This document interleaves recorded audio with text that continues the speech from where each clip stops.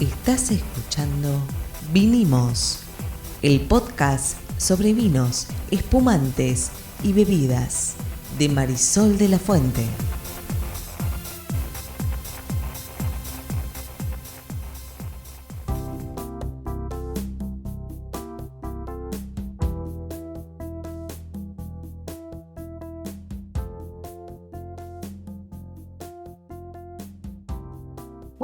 Buenas. Mi nombre es Marisol de la Fuente y soy Sol Sommelier. Y yo soy Ariel Torres y soy el que hace las preguntas del que no sabe en este podcast, porque realmente no sé.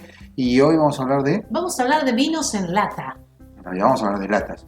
Vamos a hablar de vinos. No, vamos a hablar de latas. Vamos a hablar de las dos cosas. ¿Hay vinos especialmente para latas? Hay vinos que, en el caso sobre todo de Argentina, son bastante particulares y están pensados para las latas. Ah, mira. Entonces vamos a hablar de latas y de vinos. Vamos a hablar de latas. O de vinos enlatados, así le damos el gusto a Marisol. Muy bien. El tema este es interesante, ¿no? Porque parecería que es una gran novedad de la industria, el mundo del vino, ¿no? Del mundo de las bebidas.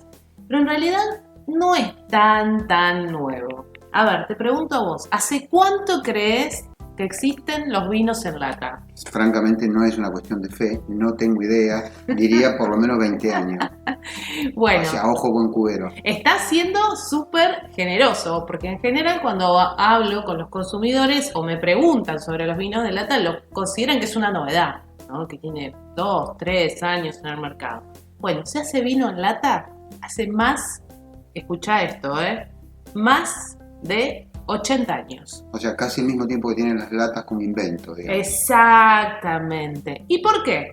Porque las primeras latas que se utilizaron, digamos, el primer vino en lata, hay registros de que fue en 1935, ¿sí?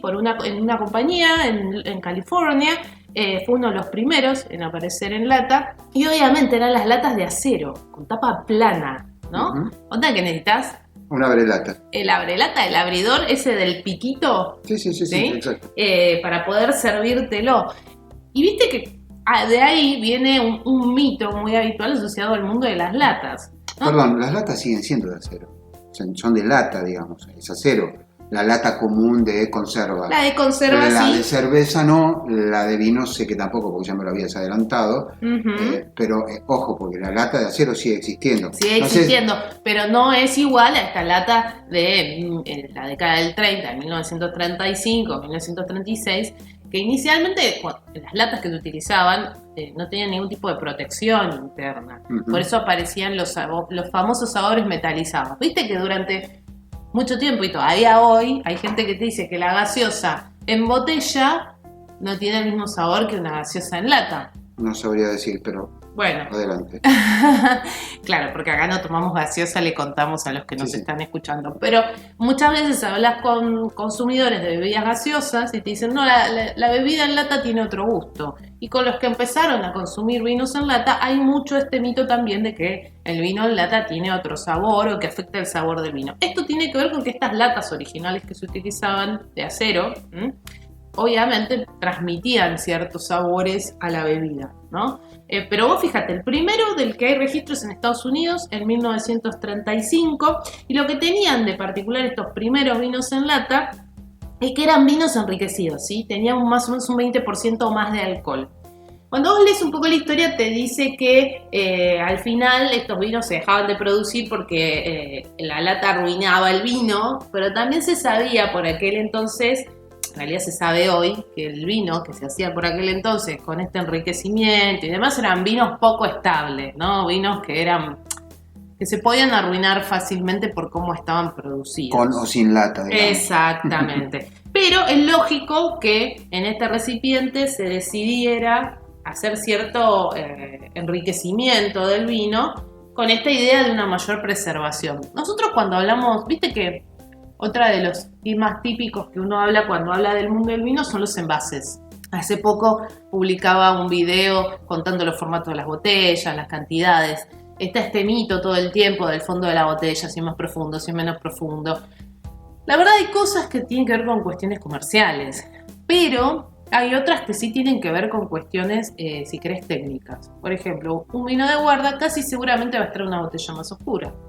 Y de vidrio. Y de vidrio. Aclaremos antes que ninguna otra cosa que el vidrio tiene una característica única y es que no le transfiere absolutamente nada a nada. El vidrio es uno de los materiales más nobles y también uno de los que cuesta más reciclar, por eso es importante reciclarlo. Yo no recuerdo ahora de memoria los números, pero una botella de vidrio creo que puede tardar, después lo chequeamos, lo ponemos en el texto. En el texto o algo, pero en el orden de los 700 años para que se degrade. Tiempo. Mucho, pero mal. Pero digo, volviendo al tema de las características... Perdón, mientras que una lata se te oxida en semanas. Sí, por supuesto. Ahora, una de estas latas, una de estas latas de acero, ¿no? Las latas de acero, claro, de aluminio. También se degrada el aluminio, pero no tan rápido como el acero. Pero bueno, volviendo al tema de los envases en sí mismos, los envases tienen ciertas características, ¿no? Entonces, por eso es lógico que en un envase de este tipo se prefiriera usar vinos con un poco más de contenido de alcohol, pensando en estas características que el acero podía transferirle al vino. Después hubo un siguiente vino también en Estados Unidos que se llamó Sweet Adeline, de California Port Wine. También, obviamente, un vino reforzado, y dicen que el nombre venía de una canción vieja que tenía el mismo nombre.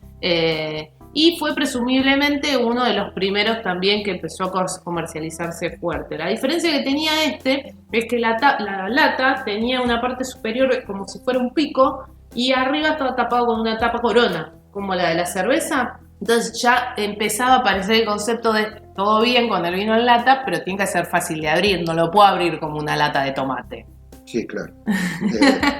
Nada, ustedes no están viendo mis caras, pero es lo mismo. En los 30 la tecnología que había era la lata de lata y bueno, el tipo estaba tratando de innovar. Y esto es loable, a pesar de que al final, digo, no puedes poner un vino en una lata de lata. No lleguemos a una conclusión precipitada. Tenés que ponerle adentro algo para que no haya contacto. No, bueno, ahora yo te voy a cortar un cuestión. Para seguir haciendo un poquito de este repaso histórico, allá por 1954 aparecen otros vinos llamados Yosemite Winery en madera, ¿sí?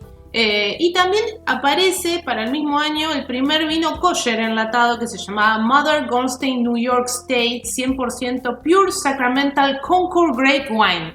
Sigo con la historia súper rápido. Como ven, la mayoría tenía que ver con Estados Unidos.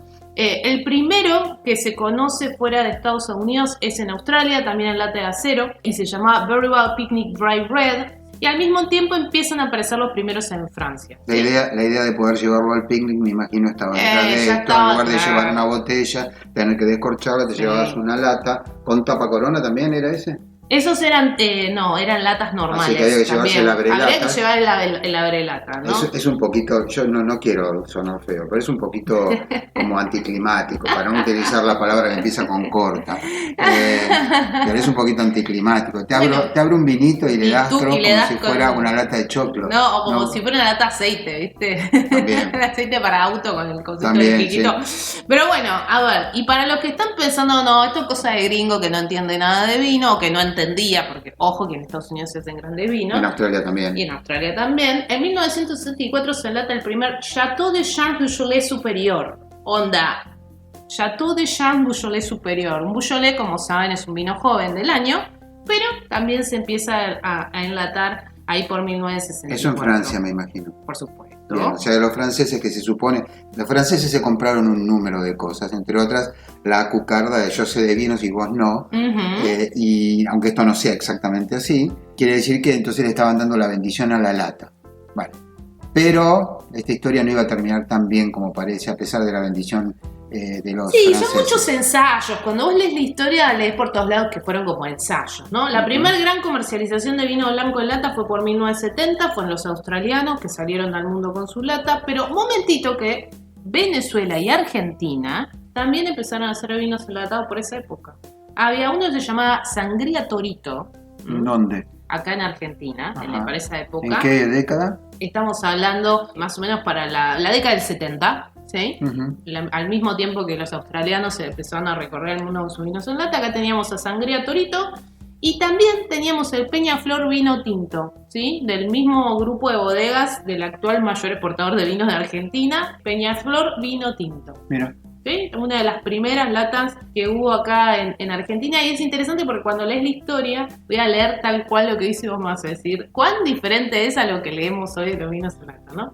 La publicidad dice, y la estoy viendo para los que nos están escuchando, la lata conserva inalterable el legítimo sabor del tinto Peñaflor. Llévala cómodamente a cualquier parte porque no ocupa lugar. Además, la lata es hermética, inviolable e irrompible. Y no hace falta guardarla una vez usada. Vino tinto Peñaflor en lata. ¿Qué sabor? Ok.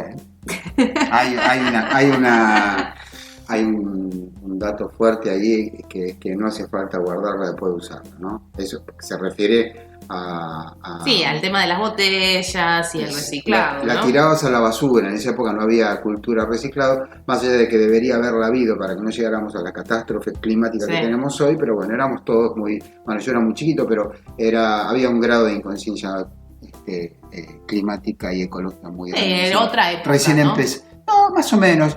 Vos pensás que Duna, si no me falla la memoria, es si no me equivoco, después lo chequeamos también, el libro original de Frank Herbert desde el 65, si no me falla la memoria, o antes, y tiene el éxito fenomenal que tiene. Es un libro que se vendió increíble porque enganchaba toda la onda eco. O sea, todo el tema de los Fremen en Duna y el tema de la ecología son una de las líneas más fuertes de la novela esa de Herbert. Sí. Muy bien, la cuestión es que llegamos al día de hoy por fin, porque si no... No, falta. Ahí por la década del 80 arrancan los ingleses, importan vinos a granel, franceses, ninguno tontones, los ingleses, para ponerlos en latas también.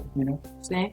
Ahora, ¿cuándo realmente arranca el negocio del vino en lata tal como lo conocemos hoy? ¿Alguna idea? Ni la menor. ¿Ni la menor? No, la semana pasada. No. Ok. Hay No mucha sé. historia desde el 80 y pico, de muchos tipos de latas más chiquitas, más grandes, con distintos tipos de vino. Está bien, y demás. pero para empezar sabemos que una lata así como está, y no, digamos, hay que hacerle algún tratamiento para que soporte el alcohol y todo lo demás. Eso Bueno. es medio como obvio. La cuestión es que el lanzamiento del vino espumoso Sofía Mini Blanc de Blancs de Niewon Coppola en 2004 es el que cambia el rumbo de los vinos en lata en el mundo, porque es la primera vez que se usa una lata de aluminio que era rosadita, que venía con una pajita para que te tomes el vino, ¿sí? Y es lo que marca el inicio de lo que hoy conocemos como vinos en lata, ¿sí? ¿Por qué? Porque obviamente un montón de productores descubren que este tipo de lata que ya se estaba utilizando era mucho más apropiada para la bebida. ¿En qué año es esto? 2004. Pero muchachos, la cerveza viene en lata de mucho antes que eso. Mucho, Bueno. quiero decir, mucho mal.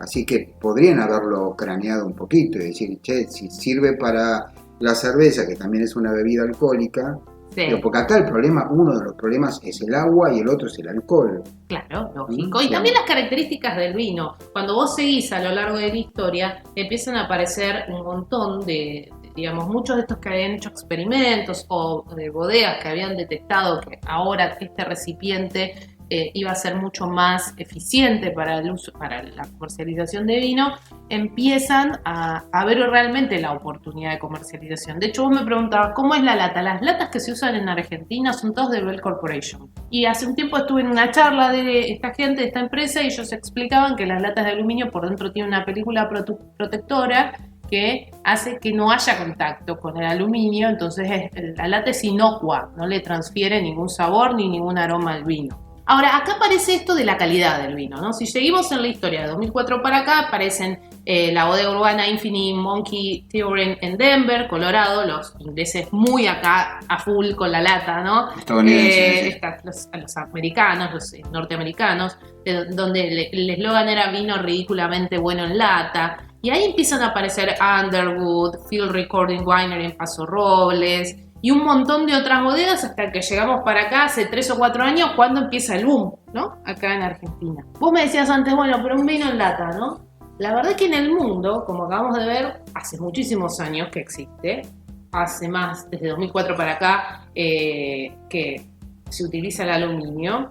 En el mundo se enlatan vinos de buena calidad, ¿sí? Para consumir en lata. Y ahí, digamos, encontrás como muchas cosas que son reales ventajas. Lo puedes trasladar, se enfría muy rápido, es para consumo individual, que en ese sentido a mí me parece que está bueno, ¿no? Por ejemplo, si vos estás solo acá y querés tomarte una copita de vino, por ahí es mucho más o queremos tomar 2 vinos distintos, desde ese punto de vista, que cada uno de nosotros abramos una lata distinta, me parece que está bueno.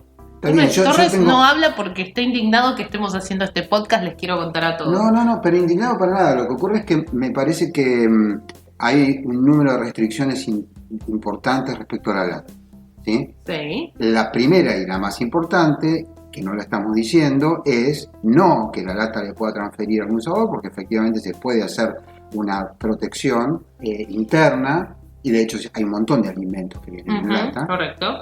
Y no es que el tomate tiene sabor metálico. Esto ya es viejo. Sí, eso quedó de estos... Que no hay intercambio con el exterior de ninguna clase. Entonces se restringe a vinos que son nuevos y que hay que tomarlos rápido, porque no pueden evolucionar en la lata. Eso es así. Ahora, dos cosas.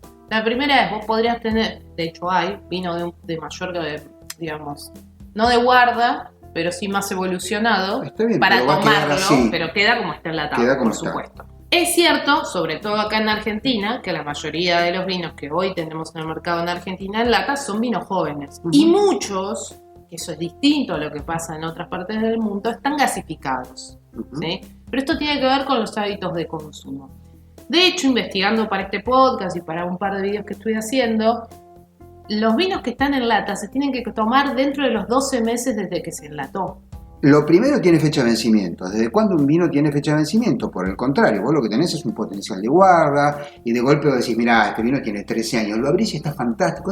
Esta magia, vamos a ponerlo entre comillas, pero es casi mágico de los vinos, con la lata desaparece. ¿Es práctica? Puede ser. ¿Tiene que ser práctico tomar vino? No lo sé. O sea, bueno, por eso, ahí entran las tendencias de consumo, ¿no? Y toda esta pelea que tiene la industria del vino con la industria de la cerveza y de otras bebidas, de acercar el vino a los consumidores, ¿no? Cuando vos hablas con los consumidores de vino o con aquellos que quieren empezar a tomar vino, te hablan de esto del rito, ¿no? Y que para tomar, una vez estaba leyendo un estudio reciente de la industria que decía, la gente entrevistada decía que para tomar una cerveza con los amigos, abrís la cerveza, te la tomás y seguís charlando con tus amigos, que para tomar un vino tenés que prestar atención. Pero esto es mentira. Bueno, pero tiene que ver con la mitología que está en la cabeza de la gente. A ver, si hubiera alguna manera de que el vino se pareciese a la cerveza, entonces no estaríamos hablando de vino y cerveza, serían la misma cosa. El problema es que el vino y la cerveza son cosas diferentes. Si vos me decís, voy a poner leche en lata, voy a poner agua en lata, voy a poner nafta en lata, voy a poner plutonio en lata. A ver, el tema no es la lata, es el vino. Por eso yo antes te preguntaba si acaso hay vinos que se hacen específicamente para lata. Porque el vino, la lata, no respira, se termina eventualmente el oxígeno, porque las bacterias lo deben consumir, por lo tanto tiene una fecha de vencimiento y no evoluciona. Y obviamente vos no vas a pagar un vino de $15,000 en lata. No, por supuesto, pero ahí entran otras cuestiones. Por supuesto que sí, pero lo que estoy diciendo es, una cosa es una cosa y otra cosa es otra cosa. Esto es todo. Estoy totalmente de acuerdo. Lo que yo sí quiero traer es desmitificar algunas cosas. El vino en lata es malo. No es malo. Yo no dije eso, ¿eh? Es un vino en general, sobre todo lo que se consigue acá en Argentina, que es un vino joven. La mayoría, como dije hace unos minutos, está gasificado, lo cual... Es la foto de un vino. No es un vino como uno entiende un vino. Un vino es una criatura que evoluciona con el tiempo. No todos, pero muchos, sí. En general, voy a ponerlo de esta manera porque qué problema, ¿no? Los vinos que a mí me gustan. Bueno, ahí está. ¿Entendés? Entonces, los vinos que a mí me gustan jamás. Por ahí dentro de 1000 años, esto suena a, me equivoqué, mala mía, está todo bien. No existían los refrigeradores cuando nació Cristo, es verdad. Pero digo, hoy un vino como los que a mí me gustan no podría venir en lata. No tendría ningún sentido. Es más difícil, lo vendría, puede venir, pero tiene que estar como muy claro en cuál es el tipo de consumo, ¿no? Pero el problema no es la lata, soy yo. Porque a vos no te gusta la idea de la lata, obvio. No, porque yo sé que ese vino, cuando lo abrí y está en una botella, no es una foto. No es como lo embotellaron. Sí, sin duda. Evolucionó, hay algo del orden de no sé con lo que me voy a encontrar. Y todo esto hace no al rito. No es que tenemos que parar todo, ¿viste? Y nos callamos y miramos como discordia. Esto no es real. Pero sí hay algo de... Hay algo del conocimiento para disfrutar. Y la realidad es que eso existe, nos guste o no nos guste. Sí, pero voy a esto. Hay algo de la naturaleza del vino. De qué es cuando uno... por eso digo, una cosa es una cosa, otra cosa es otra cosa. Podemos poner jugo de manzana también adentro. Y no es sidra, es jugo de manzana. Adentro de una lata o adentro de una botella o adentro de un cartón, que son de cuádruple capa, etcétera, etcétera. Que eso también existe hace un montón de tiempo. Y en vinos existe también. En vinos, digo, sí. Sí. Pero bueno, Resumiendo, la lata no es nueva. No es nueva. Funciona. Se trabajaba con latas de acero, desde 2004 para acá se usa aluminio. El principal proveedor de latas en Argentina, por lo menos, es Bell Corporation. Son todas de aluminio, tiene una película protectora, no va a tener sabor metálico el vino. Tiene sentido que sea de aluminio, igual que la lata de cerveza. Como las de cerveza, hay de distintos tamaños. Tiene cosas positivas, como esto de trasladarlo, de enfriarlo rápido, de consumo individual. Para mí tiene otras negativas, como esto que vos acabas de decir, que tiene una franja de consumo, un tiempo en el que tiene que ser consumido, y hay otra, así como se enfría rápido, esta la agrego yo 100% acá, soy sommelier, así como se enfría rápido, se calienta rápido. Lógico. Y ojo con eso, porque al vino la temperatura le va a hacer mucho daño. No es por eso sorprendente que la mayoría o muchos de ellos sean vinos gasificados. ¿Por qué? Porque el gas, la verdad, es que va a tapar algunas cosas que puede haber pasado. Sí, como pasa con la temperatura, Exactamente. Así que bueno, vinos en lata. Torres, tu conclusión acerca de la temática. Me parece que es un poco el motivo por el que arrancamos el podcast como lo arrancamos. ¿Vamos a hablar de latas o vamos a hablar de vinos? Y la verdad es que la lata es otra manera de llegar con un producto al consumidor. Uh-huh. ¿Sí? Si los tomates en lata, en lugar de venir en lata, vinieran en bolsitas, sería distinto, todo sería distinto, la vida sería distinta porque tendrías otra fecha de vencimiento, tendría un líquido, la bolsita podría perder. La lata es sumamente útil, ha traído un montón de beneficios a la civilización, no es raro que también incluya el vino. Ahora, no estamos hablando de vinos especiales para lata, el mismo vino que puede venir en una lata puede venir en una botella de vidrio. Correcto. No viceversa. Y esto es interesante. No, ¿por qué? Viceversa también. No, porque vos no podés poner un vino de guarda dentro de una lata porque entonces no es un vino de guarda, es un vino que no evoluciona. ¿Está bien? Sí. Entonces, yo no tengo absolutamente nada contra las latas, más allá de que en general acá utilizamos muy poca lata, porque utilizamos muy poca conserva, porque yo soy de preparar todo con los alimentos directamente frescos. Pero independientemente de eso, la lata es un invento fantástico. Dura mucho tiempo, no necesita refrigeración, y dura igual, que si vos pones lata de tomate van a seguir ahí mientras esté dentro del vencimiento. Hay que fijarse que no estén hinchadas, todo lo que ya sabemos, lo que tenemos algunos años. Se me ocurre, sin embargo, acá pongo mi empero. Una cosa es la cultura del vino tal como yo la entiendo, yo, Ariel Torres, y otra cosa es simplemente distribuir un producto para que más gente lo tome. Esto ya es un tema de ventas y de marketing. Totalmente. No es mi área. Totalmente. Bueno, y con eso voy a cerrar yo, digo, más allá de una cuestión del estilo de vino que puede venir en la lata y demás, creo que todo esto, que de vuelta no es nuevo, sí tiene que ver con modelos de consumo y con cómo llegar por ahí a aquellos que están empezando a tomar, a tomar alguna bebida alcohólica con un producto que tal vez tiene más dificultades de entrada que otros. Creo que tiene que ver con eso, creo que está funcionando muy bien en Argentina, creo que hay marcas que lo están haciendo muy pero muy bien, como Santa Julia, como Blasfemia, que es de Quilmes, como la gente de Dilema, que es de Fecovita, como los Dada, que digo, de vuelta, estamos hablando de vinos jóvenes, muchos gasificados y demás, pero creo que son una alternativa interesante. Muy bien, nos vemos en el próximo. Vinimos. Chau.